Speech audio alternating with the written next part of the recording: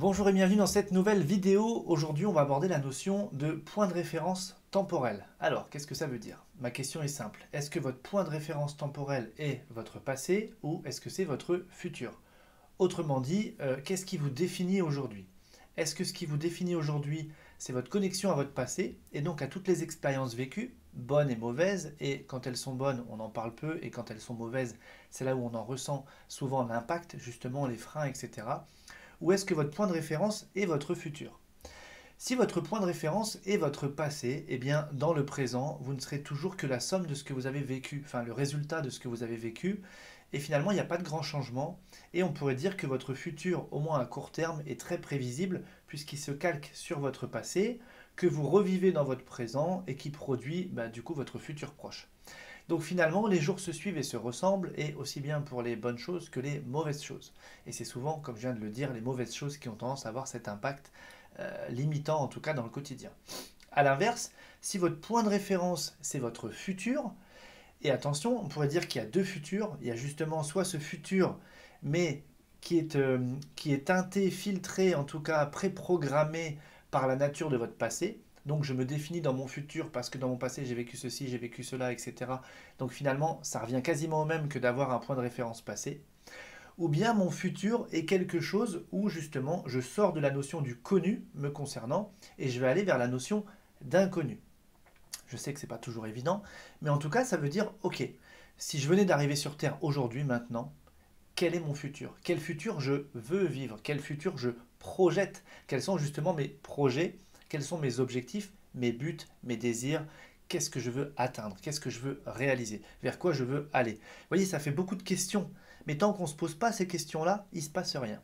Et dès qu'on va commencer à se poser ces questions-là, finalement, si vraiment on prend le temps, soit intérieurement, soit devant une feuille de papier, on va obtenir des réponses. Ces réponses-là vont conditionner vraiment ce point de référence futur que on va pouvoir veiller à ce que ce point de référence justement n'ait rien à voir avec le passé, ou en tout cas pas du tout la partie négative. Bien sûr, si j'ai acquis des aptitudes dans mon passé, je peux très bien me projeter avec dans mon futur. Par contre, les croyances limitantes, les freins, les traumas, la dévalorisation, les doutes, etc., on laisse ça dans le passé. Et ça veut dire qu'aujourd'hui peut être défini comme un nouveau départ. Et chaque jour va être un jour supplémentaire d'engagement dans cette nouvelle mouvance finalement, ce nouveau départ, avec tout un tas de projets, d'objectifs que l'on veut atteindre. Et je trouve ça intéressant d'être dans cette dynamique-là parce que ça veut dire que je me déconditionne de ce que j'ai vécu avant. Et je me déconditionne aussi de tout ce à quoi je me suis identifié. Parce qu'en fait, les croyances limitantes, les doutes, les échecs, les traumatismes qu'on a pu vivre, les situations inconfortables, tout ça, finalement, je m'identifie à ça puisque c'est mon passé. Mais du coup, je le vibre, je le vis de l'intérieur et j'avance avec tout ça. Et on voit bien ce que ça donne dans la vie de tous les jours. Alors que si vraiment j'ouvre une nouvelle page et je me dis, ok, je viens d'arriver sur cette planète, tout est possible pour moi, qu'est-ce que je veux à court, moyen et long terme, quels sont mes objectifs, où est-ce que je veux en être. Et une fois que je vais avoir défini, on va dire factuellement les choses, eh bien, ce qui serait intéressant, c'est d'aller chercher la dimension émotionnelle derrière. Si j'atteins tel objectif, comment je vais me sentir?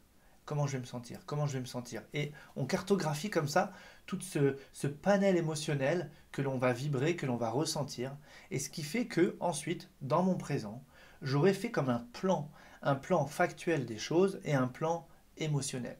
Et ça veut dire qu'à chaque fois que je vais penser à mon futur, eh bien, je vais pouvoir me mettre déjà dans mon présent, dans ces énergies-là, dans ces émotions-là. Et ce qui fait que si je me mets dans les émotions qui correspondent à mon futur accompli, eh bien, je vais le manifester encore plus rapidement. Et c'est là où on va accélérer le processus de manifestation. Donc bien sûr qu'il y a d'autres détails, il y a d'autres petites choses que l'on peut mettre, enfin d'autres petites ou plus grandes choses que l'on peut mettre en place pour manifester encore plus, mais je ne veux pas rentrer dans trop de détails dans cette vidéo, mais déjà vous connecter à cette notion-là. Quel est mon point de référence finalement? Quand je projette mon futur, est-ce que je le projette avec mes limitations du présent? Et dans ce cas-là, c'est dommage parce qu'en fait, il est hyper prévisible ce futur. Alors que si je projette un futur que je construis de toutes pièces, en me disant chaque jour est un nouveau jour, tout est possible, eh bien, je vais aller chercher également les émotions qui correspondent à ce futur et dans mon présent, quand je pense à mon futur, eh bien, j'ai des pensées et j'ai des émotions. Et on sait bien que si on a les pensées et les émotions, on a un signal électrique, un signal magnétique donc le cerveau et le cœur, et qu'on va donc avoir une signature électromagnétique. Ok? Après, on peut optimiser cette signature, on peut optimiser les signaux, etc. Mais déjà, dans un premier temps, si à chaque fois que vous pensez à votre futur, vous baignez dans ces émotions comme si vous y êtes déjà. Voyez, ça paraît rien cette phrase, mais vous ne pouvez pas manifester l'abondance si vous êtes connecté au manque du présent. Ça veut dire que vous vibrez le manque, donc vous êtes dans cette vibration. Alors que si je ne suis pas encore dans l'abondance, mais que je sais que dans mon futur, c'est mon projet, etc., je définis des émotions avec ça, et bien si dans mon présent, je me mets dans cette vibration-là, je vais complètement vibratoirement me désidentifier eh bien, d'un présent qui est plutôt factuel pour me connecter à un présent que je projette vers mon futur. Et c'est comme ça que je vais aller vers mon futur. C'est comme ça que les deux vont se... magnétiquement, hein, ça va s'attirer. D'accord? Donc voilà.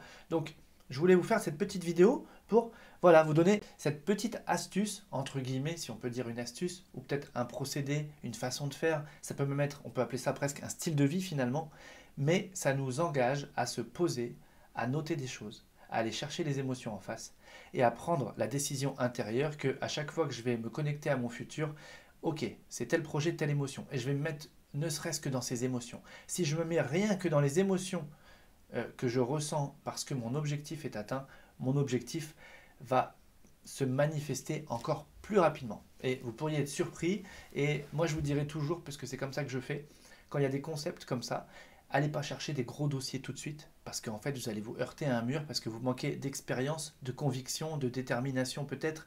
En tout cas, on a encore une part de doute qui se dit ouais ça marche ou ça marche pas. Hein. Donc prenez des petites choses qui vous semblent atteignables, réalisables, testez cette méthode, voyez la différence que ça fait, et ensuite vous allez comme ça passer des niveaux, en tout cas dans ce que vous allez manifester.